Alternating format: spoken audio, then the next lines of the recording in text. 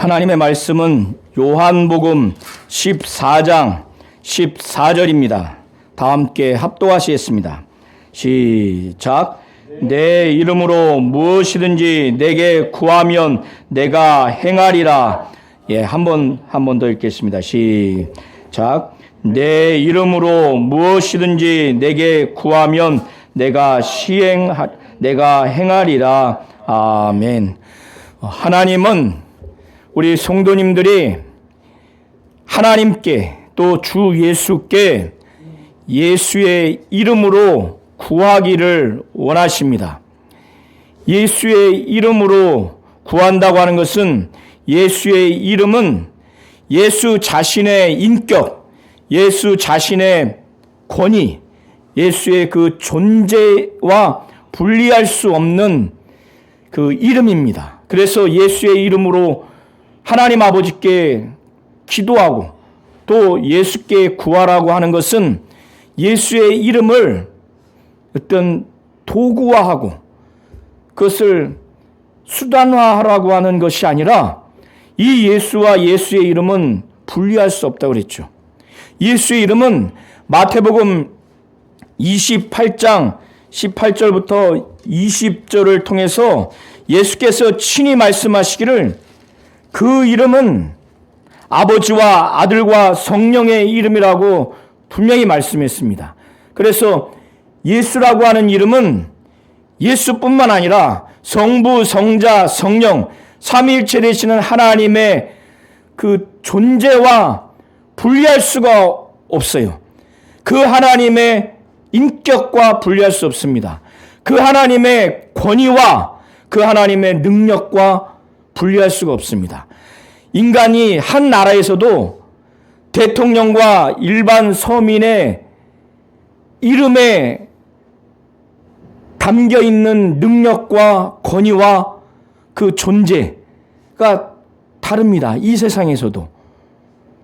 하물며 하나님 바로 성부, 성자, 성령 삼위 일체 되신 하나님이 가지고 있는 그 이름이라고 하는 것은 인간이 갖고 있는 이 세상에서의 권위, 능력, 그 존재와 완전히 다릅니다. 그래서 우리가 예수의 이름으로 하나님 아버지께 기도하고 예수께 그걸 구하라고 했을 때는 그 이름을 온전히 알고 구해야 되는 거예요. 그 이름에 믿음도 없고 그 이름의 능력과 권위와 그 이름의 존재에 대한 신뢰와 믿음이 없는 상태에서 구할 수가 없습니다. 그래서 사도행전을 보면은 바울이 예수의 이름으로 귀신을 막 내어쫓는 능력을 보면서 그 당시에 믿지 아니하는 자가 믿지도 않으면서 귀신을 내쫓았을 때 바울이 예수의 이름으로 귀신을 쫓았을 때는 발발발 떨고 나갔지만은 오히려 스교야 제사장의 아들들은 바울이 빙자하는 그 예수를 그들에게 그 귀신에게 말했다가 오히려 봉변을 당하는 것을 성경에서 우리가 볼 수가 있습니다. 오늘 요한복음 14장 1절부터 14절의 말씀을 통해서 우리가 예수의 말씀하시고 행하신 것을 잘 보시면 좋겠습니다. 13장 38절까지 예수께서 하신 말씀은 너희 중에 하나가 나를 팔리라. 가룟 유다라고 밝히 말씀하진 않았지만은 너희 중에 나를 하나 팔리라. 그리고 베드로가 주여 어디 가십니까? 내가 목숨을 버려서까지 주님을 따르겠습니다. 그때 예수께서 베드로에게 내가 나를 위해서 목숨을 버리겠느냐? 닭이 울기 전에 3번 나를 부인하리라. 이런 얘기를 들었을 때는 베드로도 충격을 받지만 가룟 유다를 제외한 11 제자들은 지금까지 주님을 쫓아왔는데 잘은 모르지만 예수께서 어디를 가신다고 그러시고 자기들은 지금 예수를 가시는 곳에 올 수 없다고 이렇게 말씀을 하시니까, 그리고 베드로가 말한 그 배경을 보면 예수는 죽으신다고 하고, 그러니까 이 제자들은 시리에 빠지고 좌절에 빠지고 마음이 심히 동요를 합니다. 우리가 이 세상에서도 어떤 팀워크를 이루면서 함께하는 생활에 있어서 가족이든 또 교회든 사회에서 어떤 단체든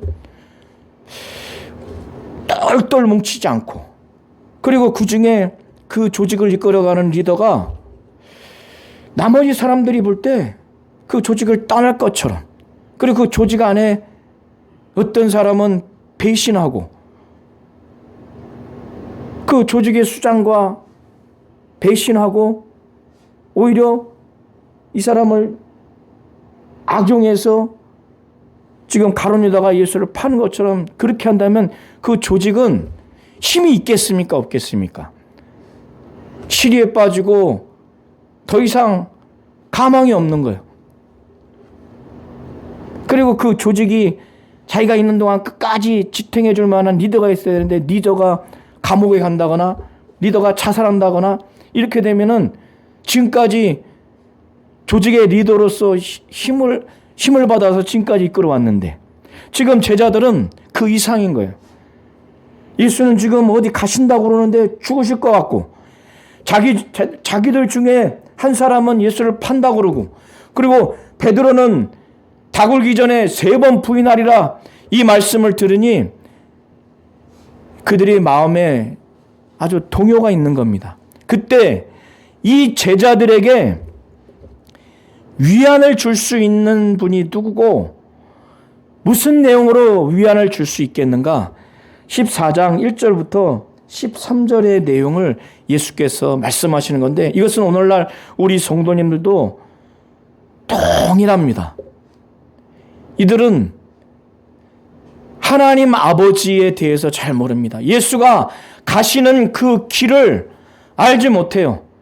예수는 지금까지 자신이 고난당하시고 죽으시고 부활 승천하신 다음에 하늘나라에 들어갈 것, 하나님 아버지께 갈 것에 대해서 분명히 말씀했음에도 불구하고 제자들은 예수께서 어디로 가는 그 목적지도 모르고 그 가는 길이 어떠한 길인가도 알지 못합니다. 그러하기에 예수께서는 14장 1절에 너희는 마음에 근심하지 말라. 하나님을 믿으니 나를 믿으라. 방가로 이번에 나나주에 보면은 하나님을 믿고 나를 믿으라고 그러죠. 이들에게 있어서 지금 마음에 동요가 일어나는 거예요.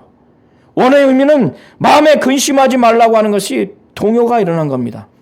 자기의 스승인 리더는 지금 죽으실 것 같고 어디로 가는지 모르고 지금까지 이 제자들이 지탱해 온 것은 예수예요.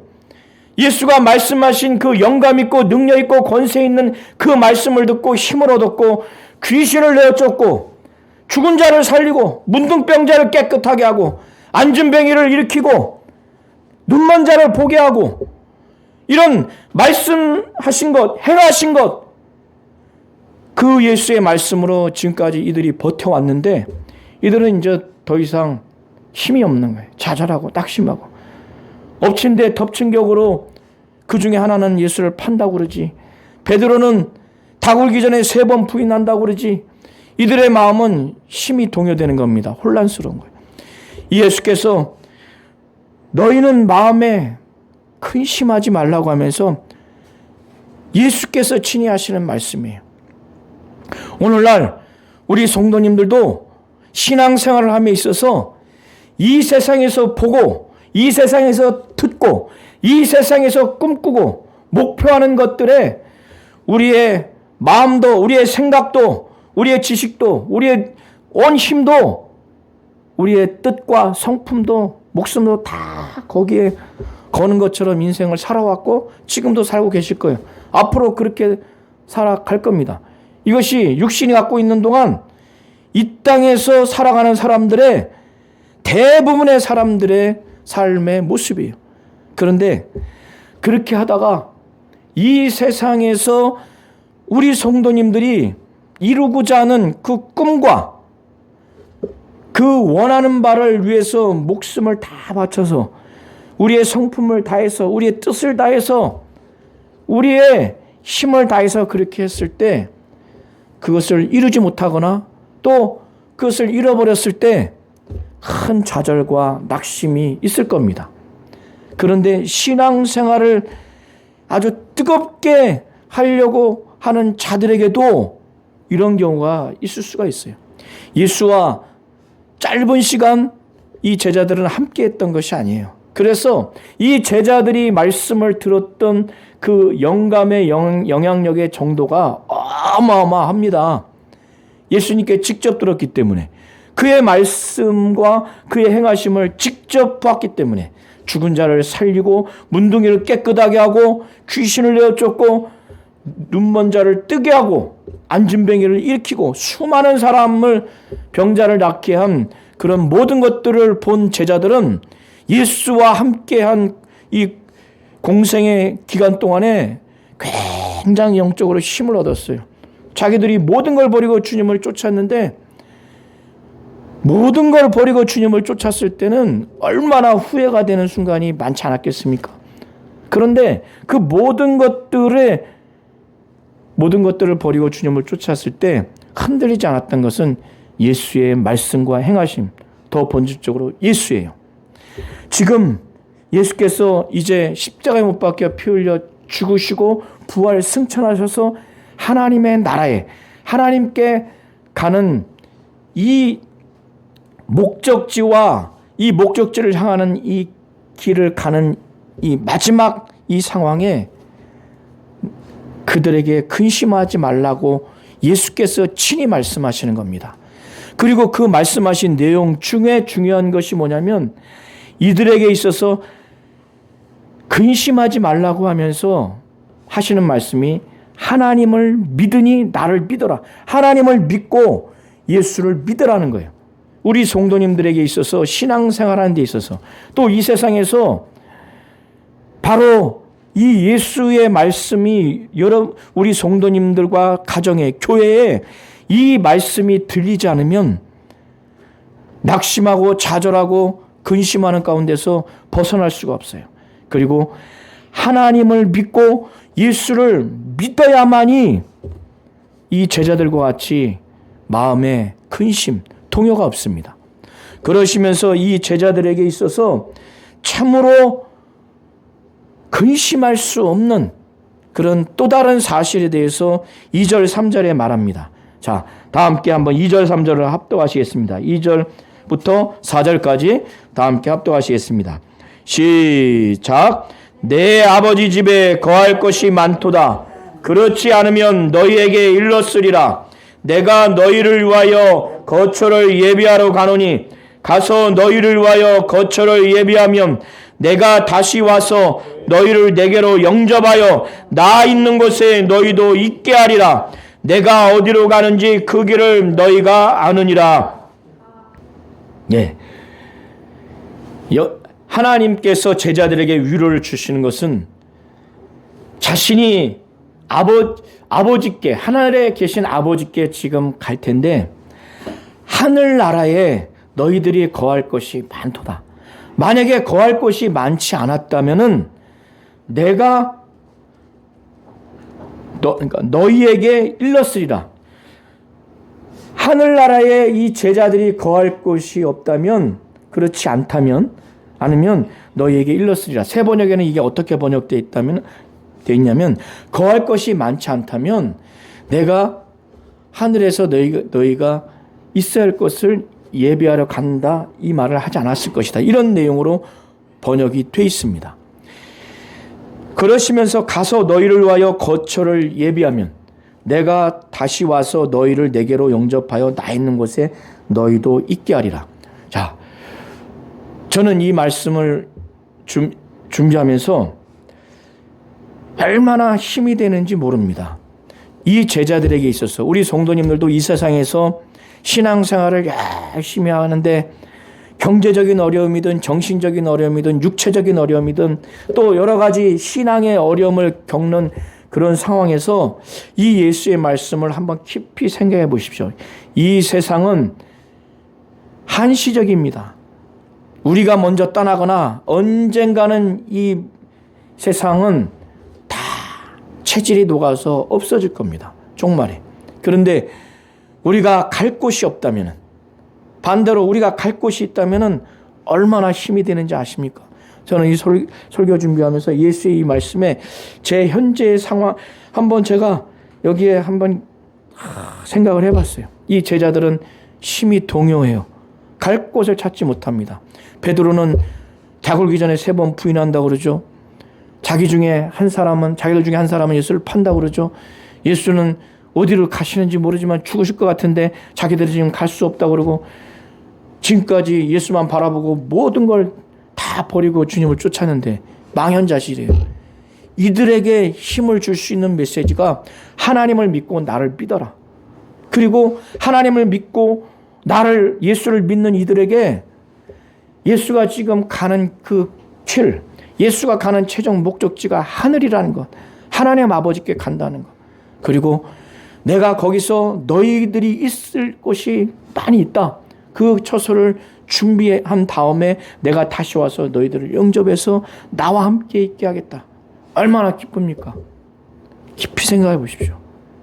이 세상이 마냥 좁고 이 세상의 일이 잘 되는 것 같아서 저 하늘나라 하나님이 계신 곳을 가야 할 곳, 그것이 기쁜 것이라는 걸 느끼지 못한다면 그건 신앙생활이 아니에요. 하나님을 믿고 주 예수를 믿고 주 예수가 지금 계신 하나님 우편, 거기에 우리 성도님들을 예수님이 나중에 재림하실 때 그곳에 있겠다고 하면 얼마나 기뻐요. 얼마나 기쁩니까? 그렇지 않습니까? 자, 그런 다음에 이 제자들에게 말합니다. 11 제자들에게. 내가 가는 길을, 내가 어디로 가는지 그 길을 너희가 아느니라. 이미 예수께서 말씀하셨어요. 어디로 가는지. 저 하늘나라에 하나님 아버지께.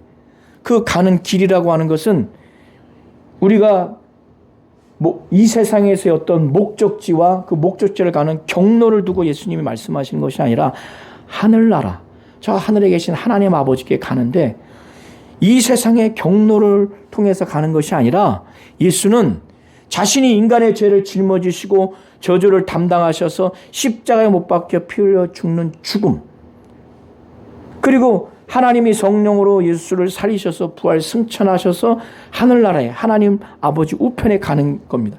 이게 바로 예수께서 가시는 목적지요, 그 가는 길이에요. 이걸 제자들에게 말씀을 했는데 이들은 그거를 허투루 들었어요. 그 영적인 목적지, 영적인 그 경로를 이해하지를 못합니다. 그러니까 도마가 바로 얘기를 해요. 지금 이 무슨 말씀을 하시네. 주여, 주께서 어디로 가시는지 우리가 알지 못하거늘 그 길을 어찌 알겠습니까? 그는 이 11 제자들, 도마를 포함해서 이 땅의 목적지를 정해서 예수님이 가시는 줄 알아요. 그리고 어떠한 경로로 가시는 줄 알아요. 그러니까 이 도마는 예수가 영적인 목적지, 하늘나라, 저 하나님 아버지가 목적지라는 걸 이해하지를 못합니다.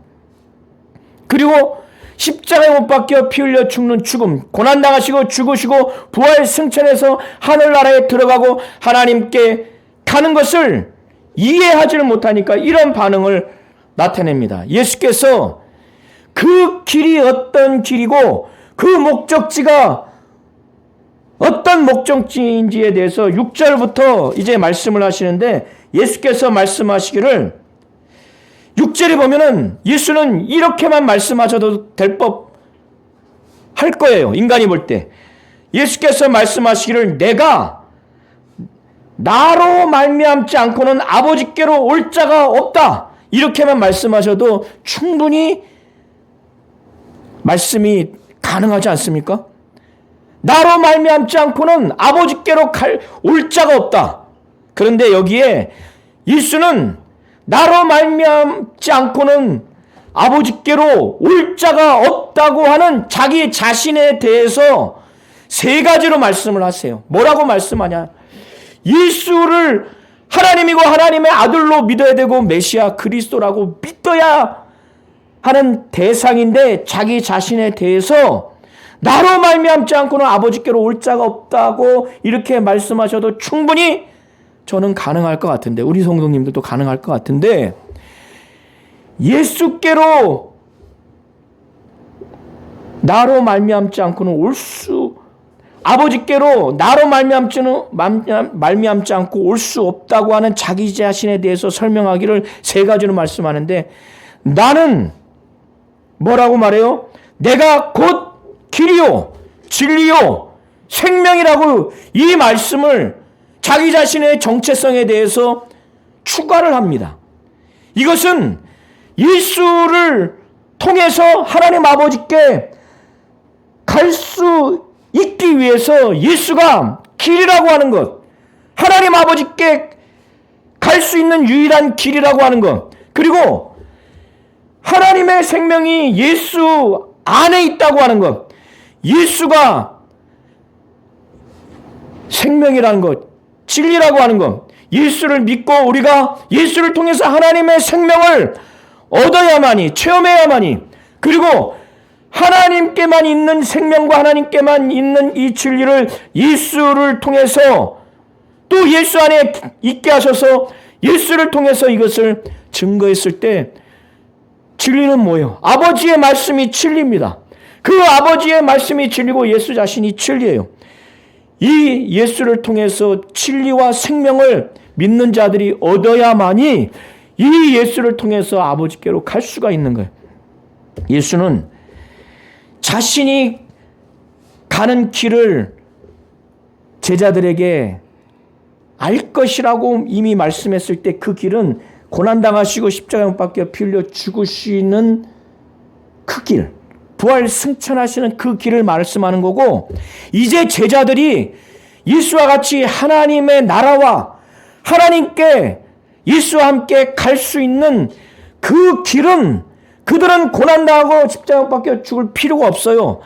예수가 하나님께 갈 수 있는 유일한 길이라고 하는 것을 그들이 믿었을 때 예수가 생명이요 예수가 진리라고 하는 것, 아버지께서 예수 안에 생명이 있게 하고 아버지가 예수께 말씀을 주셔서 그 말씀을 증거하는 하나님의 말씀이 진리인 것을 믿는 자들이 예수를 통해서 생명을 얻고 진리를 얻었을 때 그들도 하나님 아버지께 갈 수 있는 길로 가는 겁니다. 예수는 이 말씀을 하시면서 너희가 나를 알았더라면 내 아버지도 알았으리로다. 나를 알았다면 아버지를 알았다는 거예요. 그러니까 예수와 아버지는 분리할 수가 없어요. 예수가 아버지 안에 있고 아버지가 예수 안에 계시다고 하는 이것을 오늘 14절까지 제자들이 이 믿음을 갖기를 원하는 거예요. 나를 믿되 내가 아버지와 아주 가까운 상호 내주하는 관계로서 나를 믿으라고 말하는 겁니다. 우리 성도님들이 이 예수를 믿지 아니하면은 이것은 우리가 구원받기 어려운 믿음입니다. 오늘 우리 성도님들이 14절까지 예수가 요구하는 믿음은 어떤 믿음인가를 잘 아셔야 돼요. 그래야 예수의 이름으로 기도할 때 그 기도의 응답을 받을 수 있고 이 땅에서 무슨 일을 할 수 있는가를 잘 알 수 있습니다.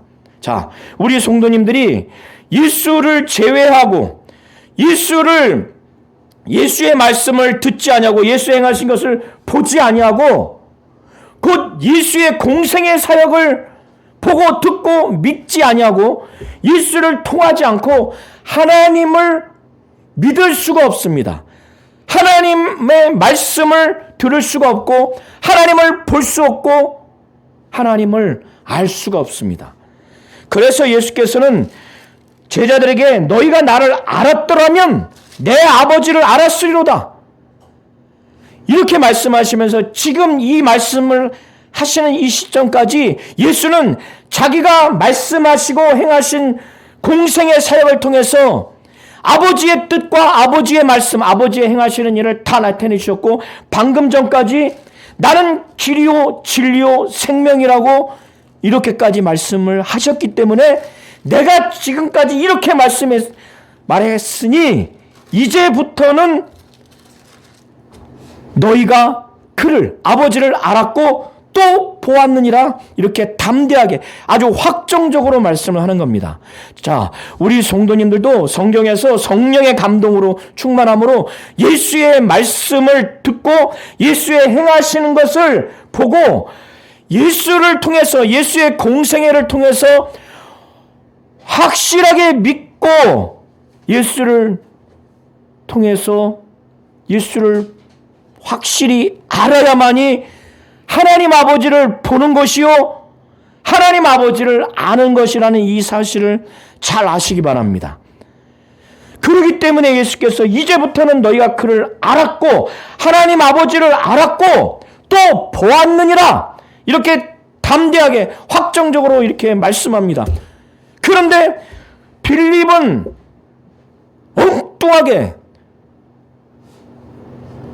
영적으로 충분히 예수의 말씀하고 행하신 것을 통해서, 그리고 지금 곧 직전에 나는 곧 길이요 진리요 생명이라고, 나로 말미암지 않고는 아버지께로 올 자가 없다고, 나를 알았더라면 내 아버지도 알았으리로다. 그러기 때문에 이제부터 너희가 하나님 아버지를 알았고 또 보았느니라, 이렇게 말씀했는데 이들은 믿음으로, 영적인 시각으로 보지 아니하고 뭐라고 말하냐면 8절 이하를 보시기 바랍니다. 자, 8절부터 11절까지를 한번 합독하시겠습니다. 큰 목소리로. 참, 시작. 빌립이 이르되 주여 아버지를 우리에게 보여 주옵소서, 그리하면 족하겠나이다. 예수께서 이르시되 빌립아 내가 이렇게 오래 너희와 함께 있으되 내가 나를 알지 못하느냐? 나를 본 자는 아버지를 보았거늘 어찌하여 아버지를 보이라느냐? 내가 아버지 안에 거하고 아버지는 내 안에 계신 것을 내가 믿지 아니하느냐? 내가 너희에게 이르는 말은 스스로 하는 것이 아니라 내 안에 그의 일을 하시는 것이라. 내가 아버지 안에 거하고 아버지께서 내 안에 계심을 믿으라. 그렇지 못하겠거든 행하는 그 일로 말미암아 나를 믿으라. 10절 11절을 다시 한번 읽겠습니다. 자, 시작. 내가 아버지 안에 거하고 아버지는 내 안에 계신 것을 내가 믿지 아니하느냐? 내가 너희에게 이르는 말은 스스로 하는 것이 아니라 아버지께서 내 안에 계셔서 그의 일을 하시는 것이라. 내가 아버지 안에 거하고 아버지께서 내 안에 계심을 믿으라. 그렇지 못하겠거든 행하는 그 일로 말미암아 나를 믿으라. 빌립이 주여 아버지를 우리에게 보여 주옵소서. 이제부터 너희가 그를, 아버지를 알았고 보았느니라, 이렇게 말씀하니까 빌립의 반응이 속으로 그랬을 거예요. 이게 무슨 말씀이지? 나는 아버지를 본 적이 없는데? 그러니까 주여 아버지를 우리에게 보여주옵소서. 자기들의 육안으로 물리적인 형상을 보여주면 우리는 만족하겠습니다. 보고 싶은 거예요. 이 육안으로, 물리적인 형체로. 그런데 예수께서 너무 답답한 거예요. 빌립아, 내가 이렇게 오래 너희와 함께 있으되 내가 나를 알지 못하느냐? 내가 수없이 많은 말씀을 했고 죽은 자도 살리고 병자를 고치고 귀신도 내어 쫓고 안진뱅이를 일으키고 문둥병을 깨끗하게 하고 또 앞을 보지 못하는 자를 낫게 하고 어마어마하게 말씀도 영감 있게 증거해서 영적인 영향력도 많이 느꼈고 수많은 이적도 신유와 치유도 행했는데, 그래서 이렇게 오래 너희와 함께 있어서 말씀 사역과 치유 사역을 통해서 나를 알 만큼 충분히 보여줬는데 지금 이들은 뭐냐면 예수 자신을 알지 못하는 거예요. 예수를 알지 못하는 거예요. 왜 예수께서 갑자기 아버지를 보여달라고 했는데 왜 나를 알지 못하느냐 이렇게 책망을 할까요? 자신과 아버지는 분리할 수 없기 때문에 예수께서는 이 말씀을 하시는 거예요. 나를 알았고 그래서 예수를 보는 자는 마땅히 아버지를 본 것이고 그래서 영적으로 만족해야 될 텐데 예수는 나를 본 자는 아버지를 보았거늘 어찌하여 아버지를 보이라고 하느냐 이렇게 답답한 마음으로 책망합니다. 왜 예수께서 이렇게 말씀을 하시는가? 10절 11절에 그 말씀을 하는 거예요. 예수는 내가 아버지 안에 있고 아버지가 내 안에 계신다는 거예요. 이것을 신학적인 용어로 상호 내주한다고 그래요. 그러니까 이거는 성령을 받지 않는 한 이해하기가 대단히 어렵습니다. 아버지 안에 예수가 있고 예수가 아버지 안에 계시다고 하는 이것을 믿으라는 거예요. 이거를 믿지 아니하느냐? 빌립에게 책망하는 거예요. 내가 믿지 아니하느냐? 이건 당연히 믿었어야 한다는 거예요. 지금까지 내가 말씀을 전하고 행한 것들을 오랫동안 봤다면 당연히 나를 알았어야 되고 그 많은 말씀 행하시는 것을 볼 때 너희들이 볼 때 예수 안에 하나님 아버지가 계시는구나 당연히 믿었어야 되는데 내가 믿지 아니하느냐? 그러면서 예수가 아버지 안에 아버지가 예수 안에 있다고 하는 것을 믿으라. 뭘 믿으라고요? 우리 성도님들도 이 믿음이 있는가 확인하세요. 그러면서 다시 예수가 아버지 안에 아버지가 예수 안에 있는 인간적으로는 이 사실을 되게 믿기 어려운데 그거를 믿을 수 있는 근거를 두 가지 말씀합니다. 그것이 10절에 먼저 말씀하는데 10절에 보세요. 10절 후반에 내가 아버지 안에 거하고 아버지가 내 안에 계신 것을 내가 믿지 아니하느냐? 그러면서 내가 아버지 안에 있고 아버지가 내 안에 계신 것을 믿으라고 하는 충분한 이유, 그 근거에 대해서 예수 자신이 말씀하는 걸 말하는 거예요. 내가 너희에게 이르는 말, 곧 이건 하나님 아버지의 말씀입니다. 스스로 하는 것이 아니라 아버지께서 내 안에 계셔서 그의 일을 하시는 것이다. 내가 지금 말하는 이 말씀은 하나님 아버지의 말씀이다. 그러니까 예수 안에 아버지가 계시고 아버지 안에 예수가 계신다고 하는 이거를 믿지 않는다고 책망하시고 그걸 믿으라고 하는 첫 번째 그 충분한 사실에 대해서 내가 전하는 이 말씀은 내가 스스로 하는 것이 아니라 내 안에 계셔서 아버지가 하시는 일이다. 이걸 보고 믿으라는 거예요. 첫 번째가 예수의 말씀을 잘 들으면 저거 예수의 말이 아니라 하나님 아버지의 말씀이구나. 그러면 아버지 안에 예수가 있고 예수 안에 아버지가 계시다고 하는 걸 믿을 수 있다는 거예요. 그리고 두 번째는 11절에 내가 아버지 안에 거하고 아버지께서 내 안에 계심을 믿어라. 믿어.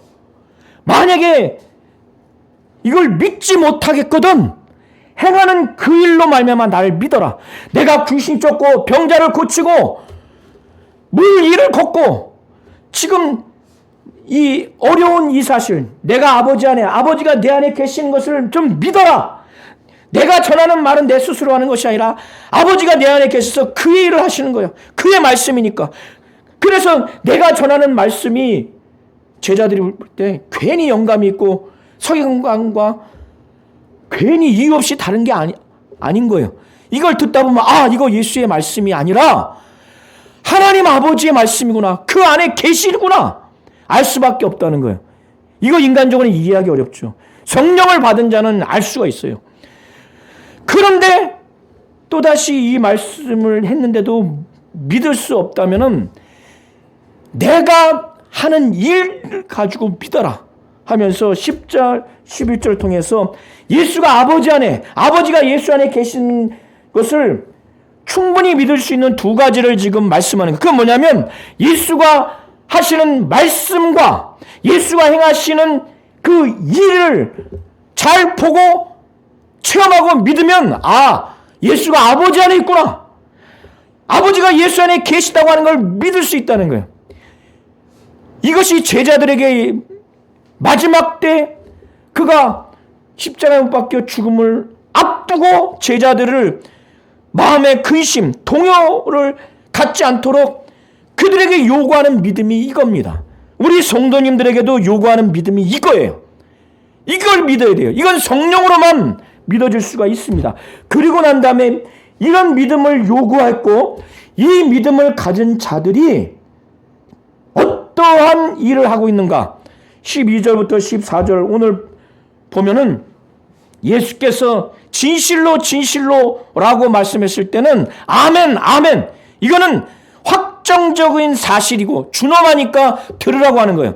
내가 진실로 진실로 너에게 이르노니 이렇게 나를 믿는 자는 내가 하는 일을 할 것이고 내가 하는 일, 이 육신을 갖고 이 땅에 오셔서 하는 일보다 더 큰 일도 하게 될 것이다. 내가 아버지 안에 있고 아버지가 내 안에 계시다고 하는 이 예수에 대한 믿음, 이 믿음을 갖고 신앙생활하며 예수의 사역을 계승하는 제자들에게는 나를 믿는 자는 내가 하는 일을 그도 할 것이요 또한 그보다 큰 일을 한다는 거예요. 이 근거, 그 이유가 뭐냐면 예수가 아버지께로 가기 때문에 우리 성도님들이 잘 이해하셔야 됩니다. 제자들뿐만 아니라 예수를 믿는 자들이 예수가 하는 일도 해요. 그보다 더 큰 일을 하는 근거가 그 믿음이 있는 자가 그 믿음이라는 것이 전제되어 있지만 오로지 그 믿음 때문에 그런 것이 아니라 예수가 아버지께로 가기 때문에, 예수가 아버지께로 가기 때문에 예수 믿는 자들이, 제자들이 예수가 하는 일도 할 것이요 그보다 큰 일을 한다고. 이게 무슨 말이지? 그것이 13절 14절에 나와 있어요. 왜? 예수가 죽으시고 부활을 승천하신 다음에 하나님 보좌 우편에서도 지금 우리를 위해서 기도하십니다. 이 땅에서 말씀이 육신이 되어 이 땅에 계시는 동안만 예수가 하신 일을 한 것이 아니라 아버지께로 간 다음에 이 믿는 자들이 예수의 이름으로 예수께 구하면 하나님 우편에 계신 예수가 그거를 행한다는 거예요. 예수의 이름에 대한 절대적인 믿음, 이 예수가 삼위 하나님의 존재와 그 능력과 권위와 그 인격과 분리할 수 없는 이름이구나. 이 이름을 거룩히 여기고 이 믿음을 진정으로 믿는 상태에서 예수께 구하면 예수가 그걸 행한다는 거예요. 왜 예수가 행하는가? 이런 자들의 이 요구하는 것을 응답하는 것을 통해서 하나님 아버지께 영광을 돌리기 위해서 아버지로 하여금 아들로 말미암아 영광을 받으시게 하기 위해서 그렇게 한다는 거예요. 14절에 내 이름으로 무엇이든지 내게 구하면 내가 행하리라. 아버지께 가기 때문에 곧 하나님 우편에 예수의 이름으로 내게 구했을 때 예수가 행하기 때문에 아버지의 영광을 위해서 자기로 말미암아 행하는 자기로 말미암아 아버지께 영광 돌리게 하기 위해서 행하기 때문에 이렇게 믿는 자들이 예수가 이 땅에 계셨을 때 행하는 일뿐만 아니라 더 큰 일도 하는 거예요. 믿는 자들이 믿음만 있어서 더 크게 하는 것이 아닙니다. 이걸 잘 이해하셔야 돼요. 자, 하나님은 우리 성도님들이 예수의 이름으로 무엇이든지 구하고 그 이름과 삼위 하나님과 분리할 수 없는 그 이름은 삼위 하나님의 존재와 능력과 권위와 그 인격을 그대로 담고 있기 때문에 그 이름을 삼위 하나님이 요구하는 것처럼 주 예수가 요구하는 것처럼 예수의 이름을 믿고 예수 이름으로 구하면 예수가 시행한다는 겁니다. 하나님 아버지가 예수를 통해서 그것을 이루게 하신다는 거예요.